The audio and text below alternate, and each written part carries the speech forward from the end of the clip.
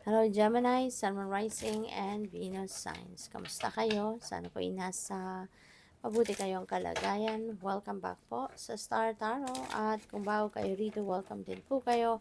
Please subscribe, like, share my videos, and leave me a comment kung naka-resonate po kayo. And by the way, I would like to to say hi and thank you po sa ating beloved channel member na si at Alexander Turalba 3777. Maraming salamat po for your donation. Thank you for sending me super thanks. So, first card po ninyo, we have live and learn. Ayan. So, baka ang iba sa inyo rito is nag-aaral. No? Maring you went back to school para mag-aral muli, panibagong, alam mo yun, pwedeng panibagong course, or maybe you're just taking additional units, mga ganyan. Or baka ang iba sa inyo dito nag-training. No? Baka mayroong mga workshops na sasalihan, attendan, mga ganyan. Maaring skills development trainings, mga ganyan ang gagawin ng iba sa inyo dito. So, have fun and good luck sa inyo dyan. Kasi you never stop learning. No? Maaring gusto ninyo talaga na lagi kayong updated sa mga bagay-bagay. Pwedeng gusto ninyo na paghandaan. Diba? Ang pwede kasi na may bala kayo na change ng career, 'di ba? Kaya po pwedeng nagte-training kayo for something new, no? Baka panibagong learnings, no? Or panibagong area, no? Ang gusto mong matutunan. So, we also have robbery. Yeah, mag-iingat po kayo. Warning ito para sa inyo. Kasi baka meron dito mga tao sa paligid ninyo na alam mo yun, nagbabantay lang kung kailan makapag-take advantage sa inyo. So, make sure na lagi kayong safe, no?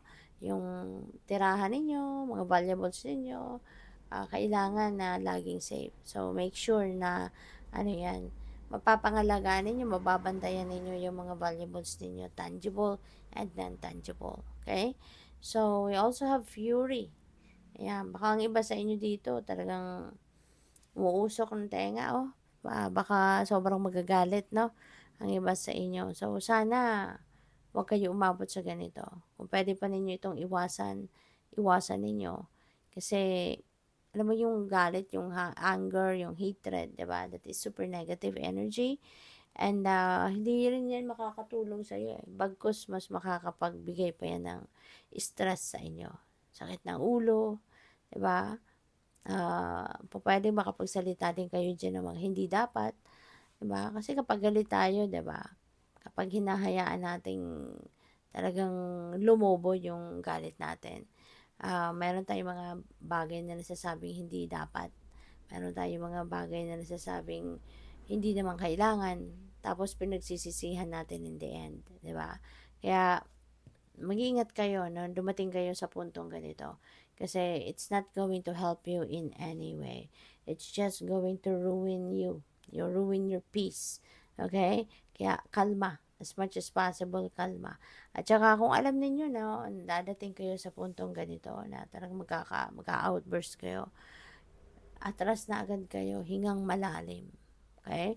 Take a deep breath, no? At gawin ninyo kayo, breathing exercises kayo. It just takes couple of minutes and sigurado makakalma kayo. Alright? Kasi pwedeng sa work situation ito kasi naka-work outfit. So, pwedeng work situation ito. Kaya, mag-ingat kayo, no? Kasi, lalo-lalo na kung meron kayong mga hypertension, nako, hindi yan makakabuti para sa inyo. May stress kayo ng bonggang-bongga. Okay? So, tingnan natin kung ano pa ang ganap. At maraming salamat for subscribing, And if you haven't subscribed yet, subscribe na po kayo. And also, maraming salamat din for not skipping the ads. Malaking bagay po yun sa akin. At saka, please click the join button po sa baba ng video kung gusto po ninyo na mag-join sa membership. Okay? So, next message ninyo, 4 of Cups. Ayan. So, ang iba sa inyo dito, parang nadidepress, no? Nalulungkot. Pwedeng ang iba sa inyo, parang siguro meron kayong hinahangad na hindi ninyo nakuha. Meron kayong ine-expect na iba yung dumating or hindi ninyo nakuha kung ano yung ine-expect ninyo. Kaya parang wala, malayo ang tingin, no? Malayo ang tingin, nakaharap sa'yo yung kamay ng divine, merong offer na cup, merong opportunity binibigay sa'yo, pero parang hindi ka naman nakatingin, parang lagpas, no? Yung tingin niya parang nakalagpas dito. Or, pwede rin naman na nakatingin siya din dito, pero dead man lang siya. So, maaring ganun ang ganap sa inyo, Gemini, no? Maaring merong ino-offer sa'yo, may opportunity, pero parang wala kang gana. Wala kang dedma ka lang, walang pakialam, no? Parang gano'n. Kasi nga, parang iniisip mo pa eh. Iniisip mo pa kung ano yung na-miss mo. Iniisip mo pa kung ano yung frustration na naramdaman mo, yung gano'n. Pero, di ba, sayang. Sayang nito. This signifies missed opportunity, no? Kaya po pwedeng meron kayo dito oportunidad na maring pinalagpas ninyo, diba? So, kung hindi pa rin naman yan nangyayari, 'di ba, meron ka pang magagawa. Puwede ka pang magagawa, buksan mo yung isip mo, yung mata mo, 'di ba, yung tenga mo, kasi you never know baka merong magbubulong sa'yo na meron tayong racket, meron tayong opportunity doon, meron tayong puwedeng applyan trabaho, or meron tayong puwedeng i-take advantage na, business opportunity somewhere, 'di ba? So, you never know baka merong magbubulong sa'yo diyan. Merong lalapit sa inyo niyan, hindi ba? Kaya, buksan mo yung inyong isip, buksan mo ang inyong, mga mata. Kasi baka nandiyan diyan na yung offer sa'yo ng universe pero hindi mo pinapansin. So, we also have the Queen of Swords. Ayan. So, communication, ano? Kailangang i-communicate mo ng maayos kung ano yung nararamdaman mo. Kung ano yung nasa isip mo, ano yung nararamdaman mo, i-communicate mo. Alright? Sabihin mo, i-express mo kung ano man ito para maintindihan ka, no, ng mga tao. Maintindihan ka ng kausap mo or maintindihan ka ng kung sino man ang kailangan makaalam, 'di ba, ng kung ano ang inyong totoong nararamdaman. Okay? Kasi hindi mo may paparating, 'di ba, sa ibang tao kung ano yung ibig mong sabihin kung hindi ka magsasalita.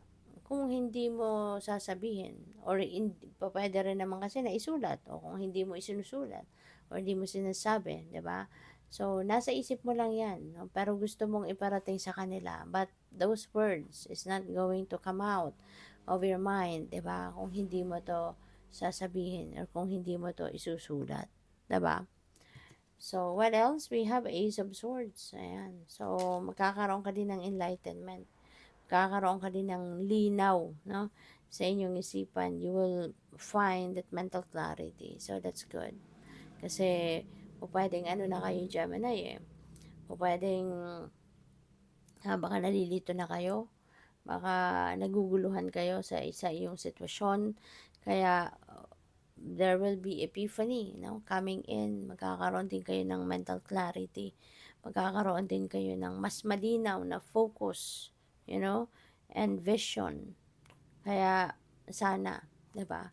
Talagang maayos na nito yung inyong sitwasyon. Hindi na kayo mag-worry, hindi na kayo kasi pwede rin ang iba sa inyo dito dahil sa kaguluhan ito sa isip mo, 'di ba? Kaya kayo nagkakaroon ng iba't ibang klaseng problema, mabilis kayong magalit, mabilis kayong mairita, yung ganyan, no? But since si Ace of Swords is mental clarity, so siguro, no, pwedeng mabago din ito ang inyong sitwasyon sa ngayon at maging malinaw sa inyo ang lahat kung ano na yung inyong gagawin. Okay? So, good luck. Thank you for watching. Love and light. Namaste.